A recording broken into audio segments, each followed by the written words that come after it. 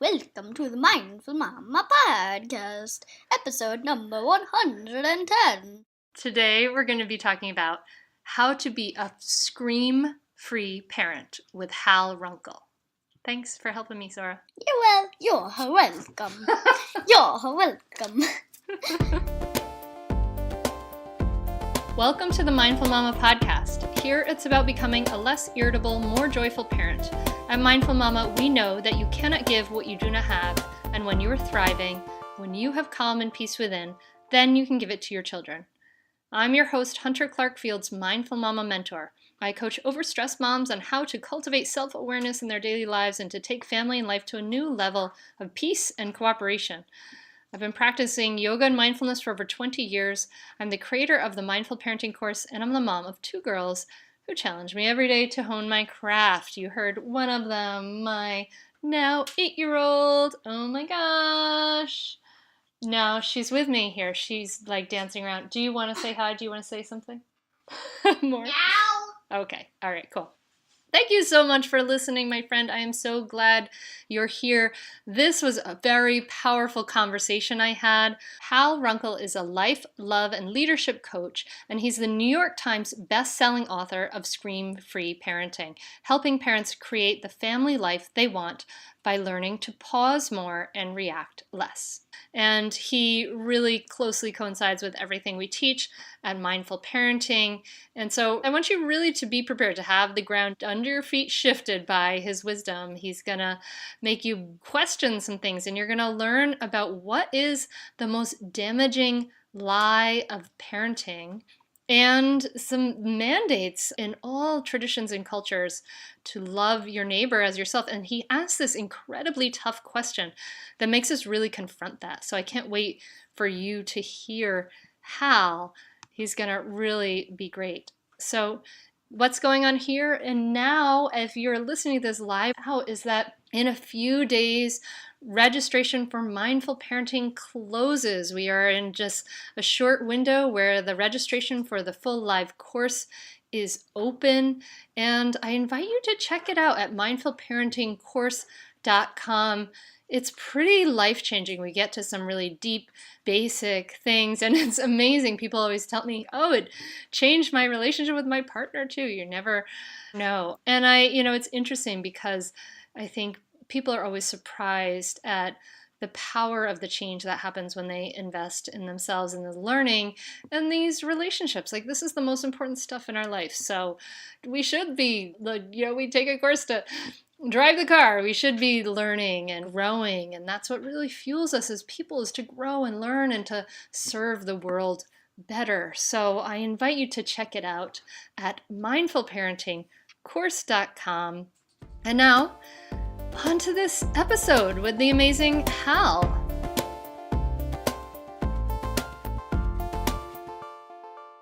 Hal, thank you so much for coming on the Mindful Mama podcast. I'm so glad you could be here. I'm thrilled to be here. Thanks for inviting me.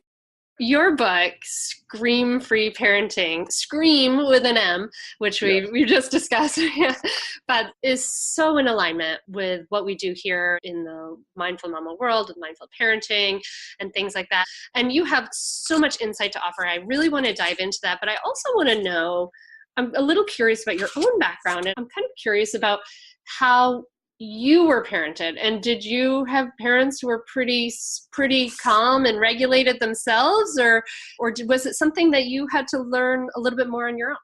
Well, let's dive right in. Well, first of all, I'm a licensed therapist. I practice coaching now, but I'm a licensed therapist, and that should tell you that I didn't have a good childhood. No. No therapist had a good childhood. Oh. We're all sick in that way. But my wife did not. We got married very, very young, and part of it was kind of escaping from our families, and it's great now. Everything's much better with our families, but both divorced, both scandalous divorces, it was not great, and I was screamed at and chased around the house with spanking weapons, and it was a wooden spoon for me. I'm totally with you. Yeah. Wow. See, it was a drawer of wooden spoons for me. I found this shirt. I need to get it to my brother, but it said, "I survived the wooden spoon." Oh my God. Oh And my so God. I thought about getting that shirt for my brother, right? Because our sister, she avoided it altogether, but me and my brother, good Lord. So we got married. My wife and I got married very young, and I was in graduate school when we had our first child, and it was a big surprise. And talk about the stress of parenting that you're never ready for, but you're really not ready when you have zero money, no jobs, no health insurance, and 4 more years of grad school and staring you in the face. So I, though, was able to stay home because my wife, she was a teacher and had to finish out her teaching contract after giving birth. So I stayed home for a long time with our daughter. And she was the most colicky baby that doctors in our town had ever seen. Oh no. Oh Just no. unbelievable. Every day, it was 3 hours where she was completely inconsolable. And you just prepared for it and you knew it was coming. And there was nothing you could do except walk around and bounce her. I had to hold her kind of face down like a football in my arm, Uh-huh. and that would Yeah. calm her stomach, but bouncing. So I couldn't rock, I couldn't sit. I had to walk and bounce. So my calves were great, but my mind was eroding, and I just had to do different things. I mean, I was like, I would challenge myself: can I outlast her today? What can I do? How long can I withstand this before I go crazy? And one time I couldn't do it, Mhm. and I lost it. And I stormed into her bedroom, and I dropped her into her crib. And she landed on a pillow, so she was fine. But then it got worse. I screamed at her through gritted teeth, shut the blank up. Uh-huh. And then it got worse. I noticed my hands, and my hands were moving toward her in like a choking position. And thankfully, I had the wherewithal to realize, wow, this is how child abuse happens. Yeah. This is how shaken baby happens. And so I paused and backed away and backed away, and I backed away all the way out. I went outside. She's still screaming in her crib, but she's safe. She's fine. And I screamed to the heavens, I don't know what I am going to do, Mm. but I know I'm never going to do that again. Mhm. And it was this watershed moment. We don't have many of these moments in our lives where I've turned a corner and that's no longer an option. Mm. Screaming and hitting is no longer an option. So I got to figure out what I'm going to do because that's not available to me anymore. And so it just became part of my identity. I have brown hair, I have green eyes. I don't scream at my kids. And it was just who I am. But I didn't know what to do. And so I didn't know at the time that I was going to create something called ScreamFree Parenting. But certainly I believe the seed was planted. It was conception day right there. And about 4 years later was delivery. Wow. Wow. So you're this colicky, this incredible challenge, this colicky baby was Yeah. this blessing in disguise because it really brought, this challenge that you needed to deal with right to the surface. And I And always say that kids are like our Zen masters because they show us all this work we need to work on, and you got it yes. really quickly and really early. Yeah, I like the way you say that because I'm gonna correct myself. There is one thing that asks us to be a grown-up more than parenting, and I believe that's marriage, but that's a different conversation. And I have a whole new book on that called Scream Free Marriage, which I wrote with my wife, and then afterwards we decided we will never do anything professionally together again. But No. with parenting, it asks us to be grown-ups, and Yeah. it challenges us in the way that we don't want to be challenged. But like you said, we need to be. Yeah. That moment brought it out for me, and thankfully I passed that test. And that's you read the book, that's one of the big messages of our material at Scream Free is kids are born to test us. You're feeling tested, then that's an accurate perception. You are being tested. And it's not like they're subconsciously thinking about or consciously thinking about how can I push all of dad's buttons today. But it is remarkable how they know what buttons to push and when to push them when we are least likely ready for it. And it's the witching hour at the end of the day, right? Or it's the mornings or whatever it is. And the reason why they test us is because it's the only way they know how to ask us to be better leaders. Hmm. Not like my 18-year-old son, he's graduating in a few months. it's not like he's going to come to me and say, Dad, you know what? I've been doing a lot of thinking. A few months, a few months later, or a few months left, I really need you to step up your game as a man and lead me in blah, blah, blah. He's not going to do that. But he's going to test me like, so are you paying for my gas? Have I ever paid for your gas? No. So you're going to pay for my gas? Shut up. But these tests, right, are still going to come. So what did you do in that moment? So you had this moment where you're like, oh my gosh, you were scared by your incapacity, right? You saw Yes. that, what is in other people that you've seen as them before is also in you. And Yes.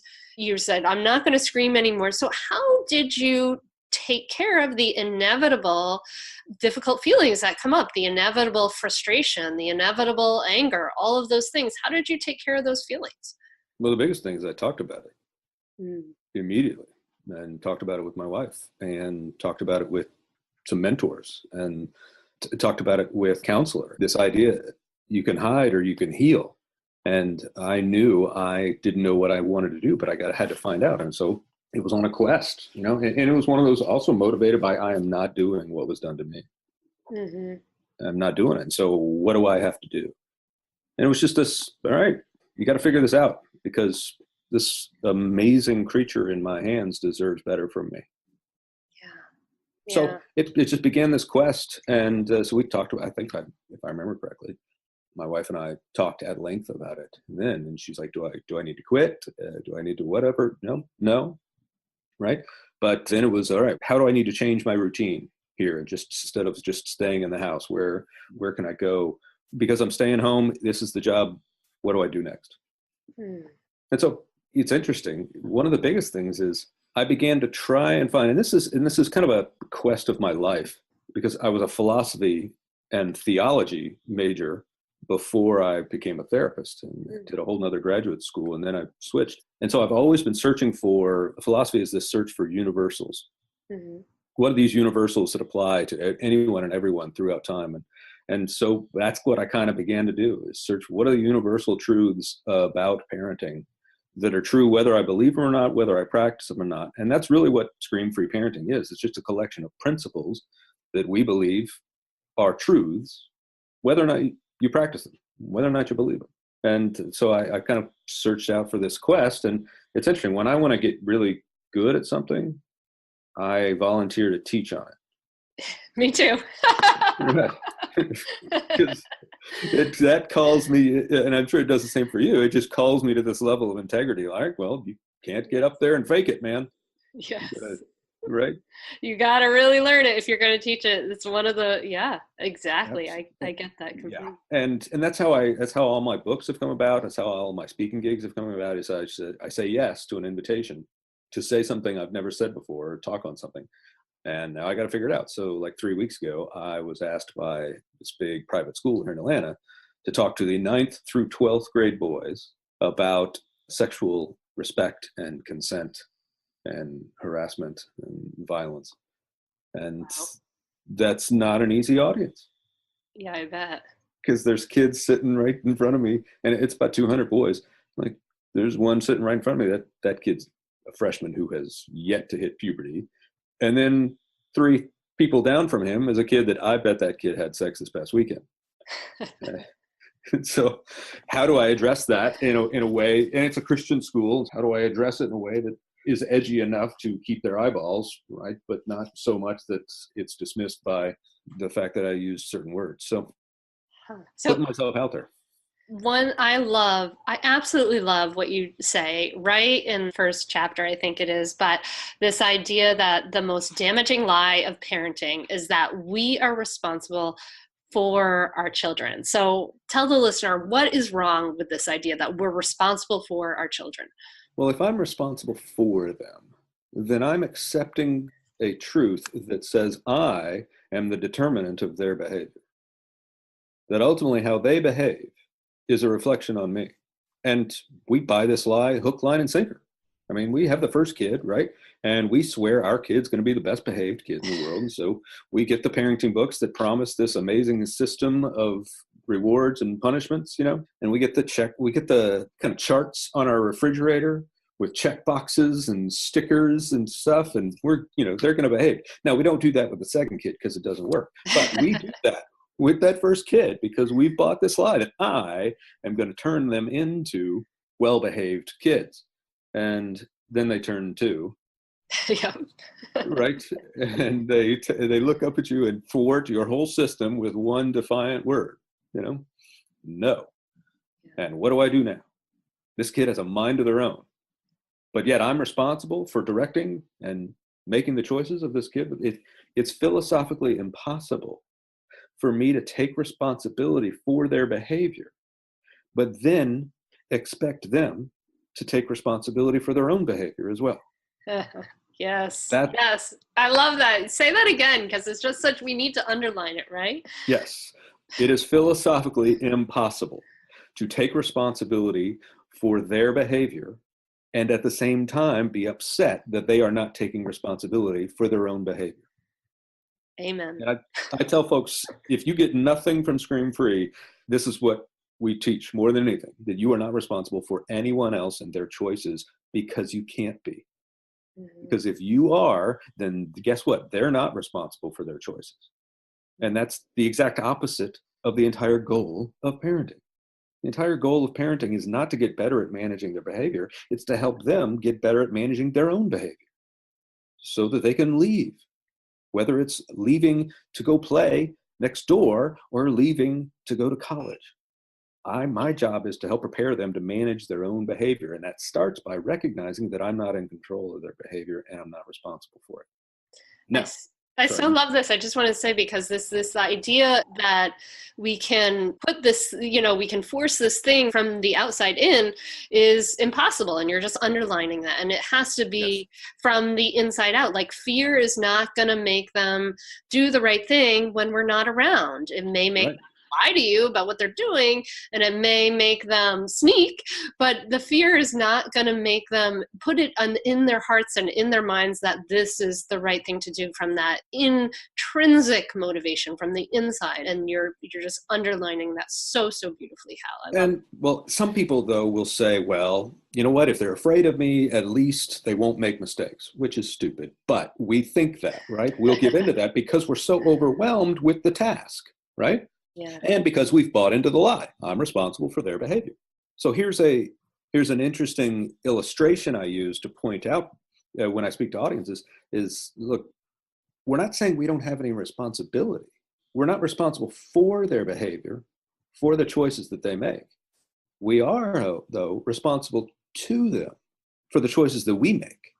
Mm-hmm. And that is the crux of parenting, is getting that. And so an example is, think about Columbine school shooting. There's an amazing book written by the mother of one of the shooters. And it's called A Mother's Reckoning, and it is haunting. It's so well written. It came out, I think, 2016.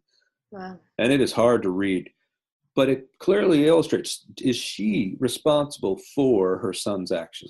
Mm. No, she didn't pull the trigger. Did she fail in her responsibilities to her son? Absolutely. And she's the first one to say it. Did she miss tons of signals? Yes. You cannot allow your son to stockpile an arsenal in his bedroom, right? Without recognizing I failed in my responsibilities to him. Yeah. So it's as simple as, okay, a 1-year-old throws the toy. Am I responsible for whether or not the 1-year-old throw the toy? No, I didn't throw the toy. Now, my 1-year-old didn't make this amazing decision based on an algorithm of decision science, right? But I didn't throw the toy. So who's responsible for throwing the toy at the kid? Now, who's responsible for whether or not the kid had the toy? Well, that's me. It's a silly illustration, but it makes all the difference. I'm in charge, not of the choices they make. And maybe this is a good way to say it. I want you to see how it sounds to you, but I've just come to realize I don't have any control over the choices my children make.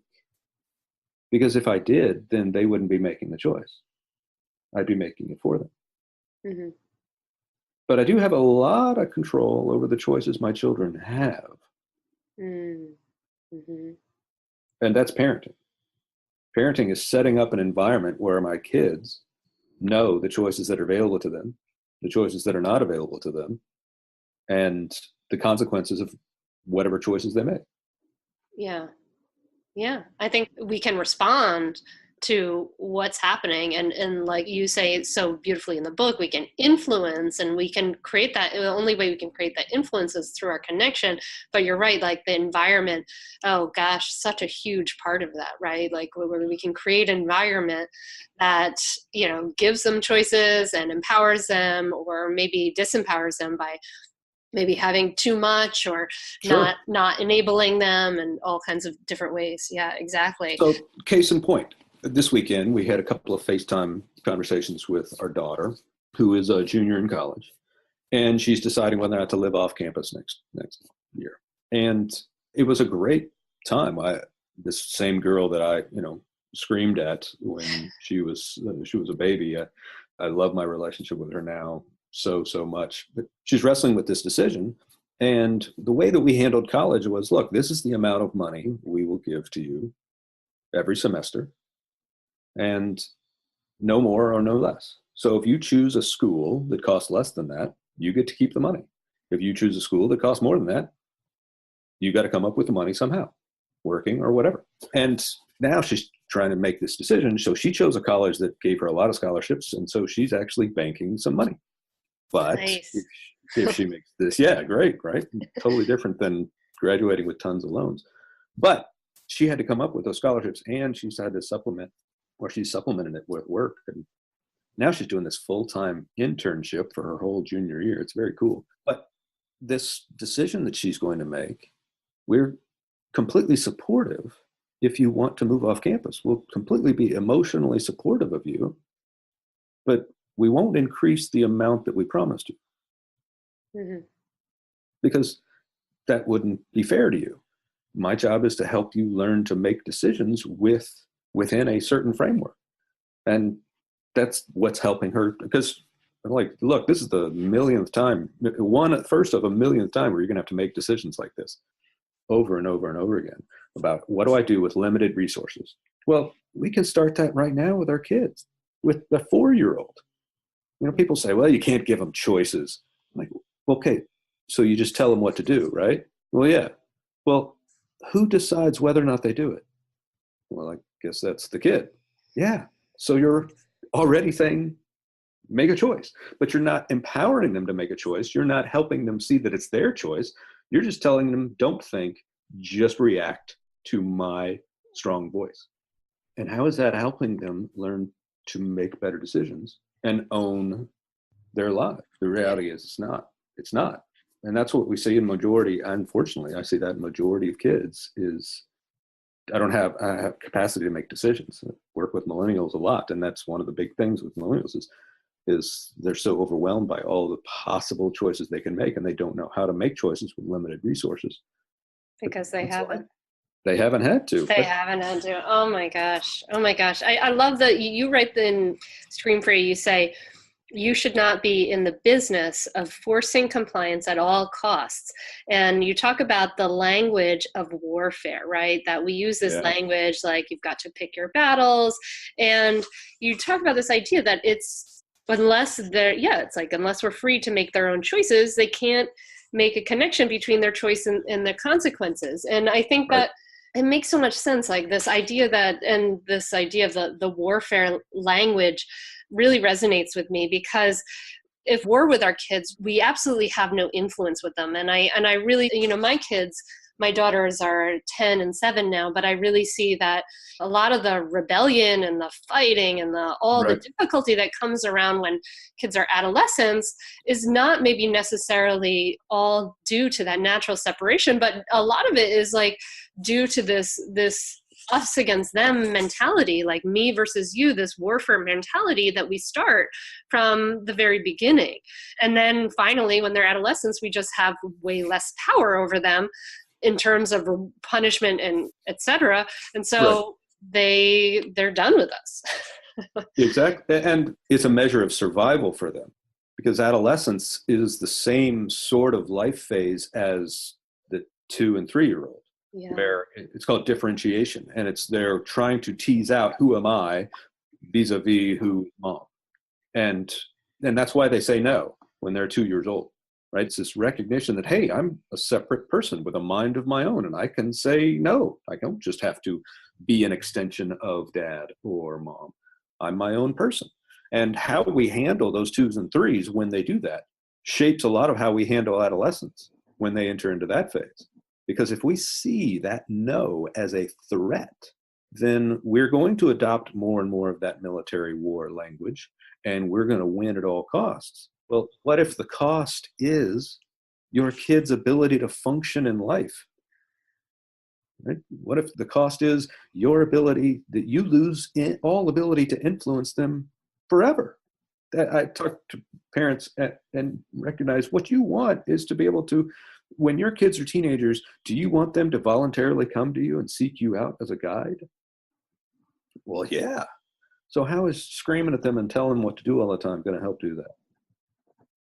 Mm-hmm. Versus you just tell a 4-year-old, hey, in 10 minutes, we are leaving for preschool. You don't have a choice as to whether or not we are getting in the car and going to preschool. Now, you do have a choice as to how we get in the car. For instance, just find something that they can take ownership over.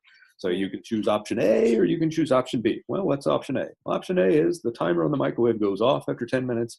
We skip hand in hand out to the car, whistling and singing. You get in your car seat and we listen to the Frozen soundtrack on the way. What's option B? Well, option B is the timer goes off and you fight me. So I will use my physicality to pick you up. And then you'll do one of those things where you fight me on the way out of the house and you're like reaching for anything and everything, kind of doing the spider thing with all your arms and legs to try and prevent us from getting out. And then we'll get in the car seat and you'll do that plank thing with your body, you know, you're stiff, right? Oh, You know? no. You're bringing back bad memories, Hal. Exactly. But I remember saying this, I will gladly push down on your pelvis to get you strapped in your car seat. And then we're going to listen to Led Zeppelin on the way. And I mean it. Here's the biggest thing that comes with it. And this is where the ScreamFree part comes in. Yeah. Is I'm okay with either option. That's the deal. I'm okay because I gave you the option. So if you make the choice, then I live with that option. So that option is we're happily singing together, or that option is I'm going to have to do more engagement to help us move along. But I'm not going to be mad at you for making that choice because it happens to make my life more inconvenient.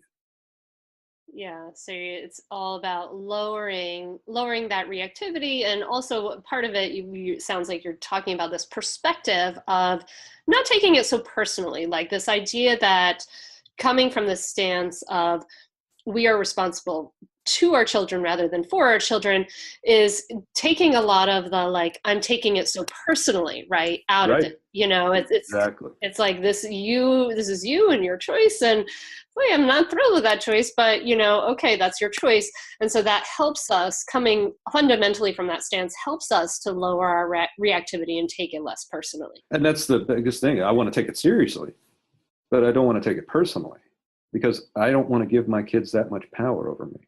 Yeah. See, when I take it personally, then I'm needing them to behave a certain way in order for me to know how I'm supposed to feel about myself. And that's handing my emotional remote control over to the least mature person in the family. Why in the world would I do that? That makes zero sense. Well, it's funny that we all complain about our kids pushing our buttons, but none of us ask the question, well, how did I hand them my remote control in the first place? Right? And we do it whenever we need them to behave because we see their behavior as a reflection on us. We need them to get good grades because it's not just their grades they're getting, it's our grades that they're getting.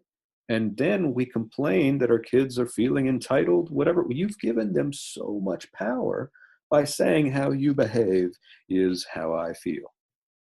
And that's not leadership. And we wonder why our kids don't respect us. How can they? Why should they? I remember talking to my son, hey, you know, I was like wanting to say, you can't, he was talking rudely to me when he was young once. You can't talk to me that way. You know, and he's thinking, what? I just did. Yeah, no kidding. Right? And he can anytime he wants. I hear parents, well, you can't let him talk to you that way. What do you propose that I do? Because I absolutely am been tempted to physically remove his ability to speak many times during his childhood. But obviously I'm not going to do that. So all I can control is my response to him talking rudely. And here's what's empowering is you hand that control right back to him and say, hey, dude, you can talk rudely to me if you want. I can't control what comes out of your mouth. All I can do is say, look, if it continues, then your couple things going to happen. If you still talk rudely to me, then one, it's not going to make me upset because you're not that powerful. Two, it's not going to change my mind because I've already made it up. I was telling him no to something, right? And three, if you keep it up, then you're going to lose your Game Boy back then for the rest of the day. So go right ahead. Well, when you know what your response is going to be, then you're not trying to determine what theirs is. You're just determining what yours is. And I've removed all the power because one of the reasons why they continue to talk rudely to us is because we keep failing the test and taking it personally, and they're going to keep poking and prodding and poking and prodding. Well, no, you say, like your emotional responses are up to you and you always have a choice. So I want to push back on that a little bit because we are biological animals, right? And we have this stress response, right? And this stress response is often, for some people, it's activated very quickly and easily. And, we, in the Mindful Mama world, we talk about using the tools to lower our stress response and to help kind of work with that biology. But emotions arise, and sometimes anger arises. And the thing is, like, I worry that this idea that our emotional responses are up to us can make people feel guilty and make people feel like it's another thing to berate themselves on, that I'm getting angry or that I am getting upset, So I wonder if you could talk a little bit more to that. Absolutely. And let's be very careful with our language here because it really matters. And I think you've highlighted it well. This is not saying our emotions are up to us. It's our emotional responses are up to us. And that's the main job of being a human, is learning to exercise the part of our brain that no other animal has, which is the neocortex, the frontal lobe. And it enables us to do something as human beings that no other animal can do, which is when in the midst of feeling those emotions, I can actually pause. I can pause and begin to think how I want to respond. Now, does this always happen? Of course not, but I can't blame anybody else for that.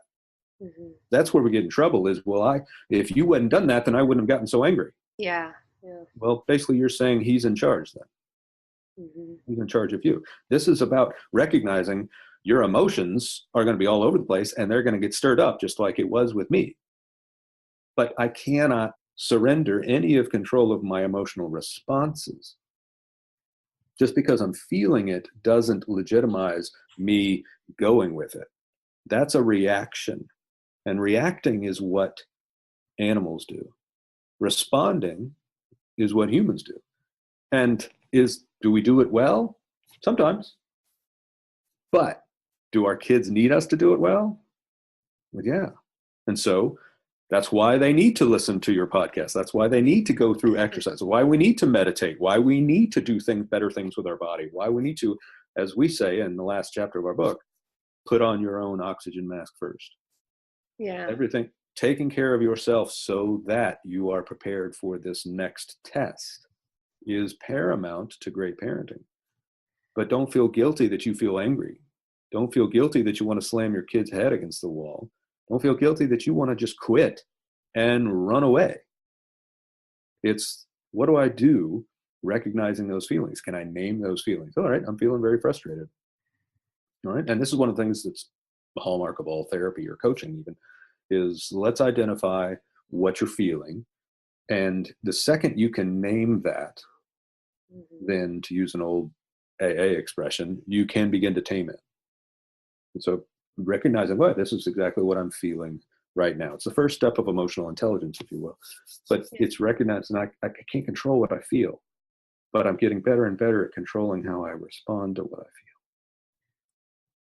Yeah, just that whole identifying, naming it gives us that tiny bit of separation. Then suddenly we're not, it's like, I think of the metaphor that I'm like so much recently is the idea that then we're not in the waterfall under the water, then we've just kind of stepped out and we're looking at the waterfall instead, right?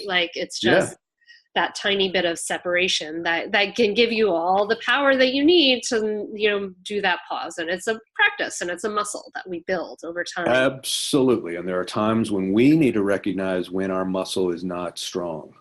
Yeah. And that means, you know what? I need a break. And sometimes one of the things I love telling parents is you don't have to come up with the perfect consequence right now. Yeah. Just pause and say, you know what? This was a doozy and I'm going to have to think about it and probably we'll talk about it tomorrow. Now, here's the beautiful byproduct of that is now the kids are really thinking about their behavior all night because they're wondering what the response is going to be. But you've just given yourself a timeout to pause. So I love the waterfall thing because you're talking about, and the Buddhists have called it the watcher, where you're able to step outside yourself and observe yourself. Just, it's a pause. And it's all you need. It's all you need. That's why we just created our brand new product is called the Pause Platform. And it's this learning and growth platform that's online through an online application. And it takes our material and gives you teaching of it, but much more, it gives you all of these activities and exercises along with another growing community who's going through it as well, where you begin to put it in practice and talk about, hey, I struggle with this one. Hey, I did well with this one. You keep a journal and you note your improvement throughout every single principle. And I'm more excited about it than anything we've ever done. And it's because of this idea that this is a muscle that needs to be intentionally grown. Yeah, And exactly. And it's so much more productive than just hoping that maybe our kids will grow out of this. Yeah, and then we're modeling how to regulate, how to pause. We're showing them that this is skillful human behavior. Exactly. I love what in that chapter where you say put your own oxygen mask on first, that you get some evidence from the Christian New Testament about the idea of self-love. And I really appreciate that because it seems like there's a lot of self-harshness. I mean, there's of course tons of like self-harshness in our culture, but for me personally, I've seen a lot of like kind of Christian roots in that and that judgment and things like that. And I really like that you bring out this idea that self-love seems to be taken for granted in the idea of love thy neighbor as thyself. And I wonder if you could talk to that a little bit. Yeah, it's interesting how that assumes a level, and it's both in the Hebrew Bible and the Christian New Testament, is it assumes that you have a level of love for yourself. And it's saying to that level, that's what you should love others. It's not loving others in spite of yourself. It's not loving others instead of yourself. It's loving others as you love yourself. Now, what's interesting about that is I don't see a lot of people loving themselves. Mm-hmm. And so I asked a tough question. Well, what would it look like if you loved your kids as little as you love yourself? Look at the way we feed ourselves. We make them a wonderful balanced breakfast and then we rush out the door with coffee and a donut. But it's got to be a flip. Is, okay, if I love myself and take care of myself, here's the beautiful thing is, then you don't have to take care of me. You don't have to behave a certain way in order to help me stay calm. You don't have to be in charge of how I feel about me. I'm in charge of that. And it's not just permission.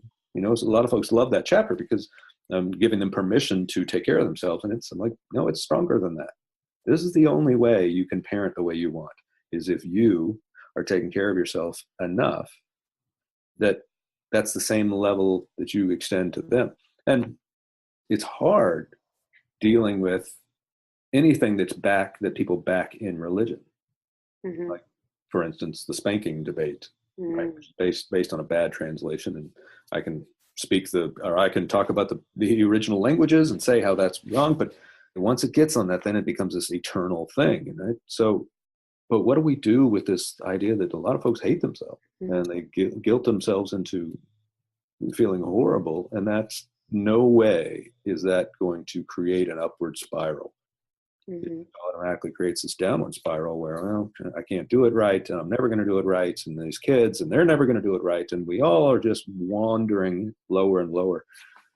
Instead of, and I quote an ancient monk in that chapter, and I think this interpretation of this monk's teachings is one of the things that has saved me as a parent. Because, look, it started from the beginning with my daughter. I am not naturally scream-free. I mean, people sometimes, oh, you're this calm. I am not a naturally calm guy. I'm very reactive. I mean, Me neither. I'm just saying, I'm so with you. This is life and death for me.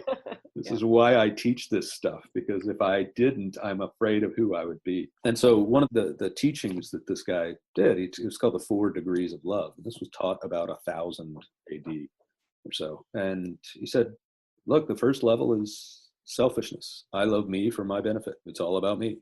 Second is where most of the rest of us are at. I love you for my benefit. I love you, I take care of you, and then you reciprocate. Or I love you so that you'll appreciate me, or so that you'll then treat me better, or the way it makes me feel about, I mean, this is the quid pro quo exchange model of relationships that a lot of people, most of us live in, if we're honest. But we try to, in terms of this religious or Christian ideal of level 3, which is I love you for your benefit. There is no me. It's all about you, right? Everything's all about you. In reality, this is just a self-righteous veil over level 2 that says, look, no, it's not about me. I mean, the martyr parent who says, oh, don't get me a gift for Christmas. I'm like, yeah, don't fall into that trap, right? Because the second you follow that, you're dead, because it's so passive aggressive. And that's really what level 3 is. The reality is no possibility of not being you. You're involved. So that's why this guy 1,000 years ago came up with level 4. And it's remarkable in its simplicity, but I think it makes so much sense. It changes everything. I love me for your benefit. I love me. I take care of me so that you don't have to. So that I can be in a position to serve you, lead you, without needing any particular response from you. I don't need you to make me feel loved. I don't need you to make me feel appreciated as a parent. I don't need any of that from you. I don't need you to behave. I don't need you to make good grades. Because what kids need most are parents who do not need them. I don't need you. I want those things, but I don't need them in order for me to do my job. And that frees them up to be them, to be themselves, to explore, to make good choices, to make bad choices, right? But we don't take it personally because I don't need anything from you. That's because that's not loving if I did. So what I need to do is take better care of myself, because that's the best way I can be the best mom or the best dad. And it's beautiful because hey, you mean I can treat myself well? Yes. You mean I can take nights out for myself once a week with my girlfriends? I don't know how you live if you don't do that. But moms, moms sometimes don't do that. I remember though, I have a night out with my guy friends on Monday nights. It's pretty much been weekly for 17 years. And one time my son is having a baseball game. He did travel baseball and blah, blah, blah. So a high school baseball game, and my wife is there because it's a Monday night. So I'm with my guys. And she's sitting next to one of my other guy friends. And where's Hal? So, well, he's out with the guys tonight. You let him do that? And she just turned to him and said, I don't even know how to answer that question. Right? What world do you live in that your wife has to give you permission? And it's unfortunately the world that a lot of us think we're supposed to live in. But everything changed when my wife, for her, when she started playing tennis again, when our kids were like 5 and 3. And it was this amazing community, exercise, outside, away from me, away from the kids. A lot of moms don't take that permission for themselves, because sometimes we guilt them into thinking you can't even do that. You can't do that and be a good mom. It's an either or. It's either you take care of your kids and sacrifice everything for them, or you do it all yourself in a selfish way. And that's a lie. So hear that, listener? This is not even permission. It's beyond permission. It's your responsibility to go have fun in your life, to have your own life, so that Yes. it's not just you're dependent on your family and others to fill you up like you fill yourself up. Yes. Yes. Yes, yes, yes. Yes. I Yes. love that. I love that. Hal, there's so much I could talk to you about that I loved about ScreamFree parenting. I love that you talk about the negative power of labels. I love that you talk about giving our kids space and letting them struggle. There's so much here. I would love every listener to definitely go out and get it. It's such a great book. So unfortunately, I can't talk to you for hours and hours and hours, and I need to respect your time. So where can people, besides coming out and getting the book wherever they can, where can people find out more about you and what you're doing? At ScreamFree.com. And all your listeners can go on there and you can get a free copy or a free trial copy of the Pause platform. And it's totally free. It's about an hour's worth of exercises and videos from me and stuff. And you can see if you like it, right? See if it speaks to you. And you can also get the book there as well, but that's where everything, that's where the blog is. I do a daily, it's called a daily pause, and it goes out to 30,000 folks 5 days a week. You can sign up for that for free. So it's all at ScreamFree.com. Awesome. Well, thank you so much, Hal, I just want to thank you for taking this very personal journey and turning it into this work that has benefited so many. I think that it's a really powerful message that we need more and more, and we need everyone to hear these messages of fundamental messages of letting our kids be their kids and having their own choices and us taking responsibility for ourselves and our own reactiveness. It's incredibly powerful message. And I just want to thank you for the work that you've done. Well, thank you. That's very kind of you. You know what? If I started off to change the world, I don't know if it would have happened, but I started off to, I've got to figure out a better way to do this for me. And if I really say I love my kids, then I've got to find a better way. And thankfully, I think we did. And it's the weirdest thing. Now, it's so many years later. My daughter's 21. My son is 18. We're a couple months away from an empty nest. But it's just the coolest thing that I get to enjoy my relationships with my young adult children in a way where you consider them friends because you were able to be such a good parent, hopefully, that you can enjoy time with them as friends is just remarkable. And I think that's what every parent wants. And I think that's what every kid deserves. Yeah. This is absolutely, your kids are part of a wave. I feel like we can change things for the next generation. And I really believe Yes. Yes. All right. Awesome. Thank you so much, Hal. Thank you. Thank you so much for listening. I love Hal's questioning that whole assumption that we are responsible for our child. I hope that's made you think some today. Pretty powerful stuff, right? If you have questions, you want to see the show notes, you can go to mindfulmamapodcast.com.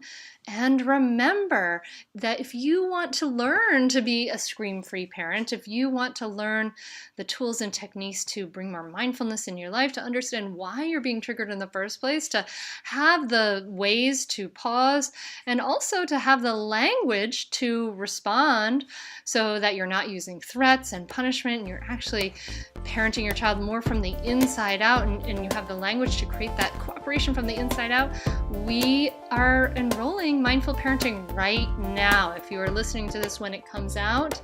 So go to mindfulparentingcourse.com and join us and join the tribe of amazing women who are doing this work, and I promise you won't regret it. And I think that's it, unless, Sora, do you have anything else you want to say? No. Okay. Thanks for your help, honey. All right. Thanks so much, you guys. Have a wonderful week. Namaste. Are you frustrated with parenting? Do you want to practice conscious, compassionate parenting, but you don't know how? It's not easy, and there's no roadmap for this. Until now. I'm Hunter Clark-Fields, creator of the Mindful Parenting course, and I know how frustrating it is because I've been there. I struggled as a young mom, and when I found myself yelling and triggered by my child, I knew there had to be a better way. And there is. Mindful parenting is different from other parenting trainings. They don't tell you that all that good advice is as good as useless when our internal stress response is triggered. Mindful parenting teaches you research-based tools and practices to reduce your stress response so that you can respond rather than react. And it teaches you exactly what to say so that you can create willing cooperation from your child. You can learn more and enroll at mindfulparentingcourse.com.